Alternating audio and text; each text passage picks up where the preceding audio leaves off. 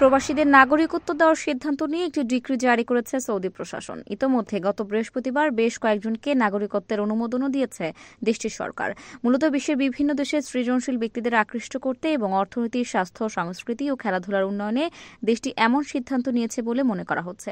Gulf news বলছে, সম্প্রতি এ সংক্রান্ত নাগরিকত্ব পেয়েছেন এমন পেশার মধ্যে বিজ্ঞানী, চিকিৎসক, গবেষক, উদ্ভাবক, উদ্যোক্তা ও আরও বেশ কয়েকটি পেশার ব্যক্তিবর্গ রয়েছেন। তবে ঠিক কতজনকে নাগরিকত্ব দেওয়া হয়েছে তা প্রতিবেদনে বলা হয়নি। সৌদি আরবের সংবাদ মাধ্যম আশার্ক আল আওসাদ বলছে, যাদের নাগরিকত্ব দেওয়া হয়েছে তারা আমেরিকা, ব্রিটেন, ফ্রান্স ও সিঙ্গাপুর থেকে এসেছেন। এ তালিকায় রয়েছেন আমেরিকার নাগরিক হেভলিউশন ফাউন্ডেশনের প্রধান নির্বাহী মেহমুদ খান, বিজ্ঞানী জ্যাকি ইউ রো ইং, লেবাননের বিজ্ঞানী নেভিন কাসাব। সংবাদ মাধ্যম সৌদি গেজেট বলছে, এর আগে 2021 সালে প্রথমবার বিদেশিদের এমন নাগরিকত্ব অনুমোদন দেন সৌদি যুবরাজ মোহাম্মদ বিন সালমান।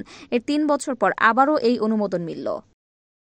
কারো কাছে স্বপ্ন পূরণ, কারো আনন্দের উপলক্ষ, আবার কারো জীবন পাল্টে দেওয়ার মুহূর্ত, কখনো জীবন বাঁচাতে সর্বোচ্চ গতিতে উড়ে চলা, কারো আবেগের শেষ মুহূর্ত, আপনজনের শেষ বিদায়ে শামিল হওয়া। এমন সব ইচ্ছে পূরণে সর্বনিম্ন ভাড়ায় দ্রুতগতির বাহন প্রবাসীর হেলিকপ্টার।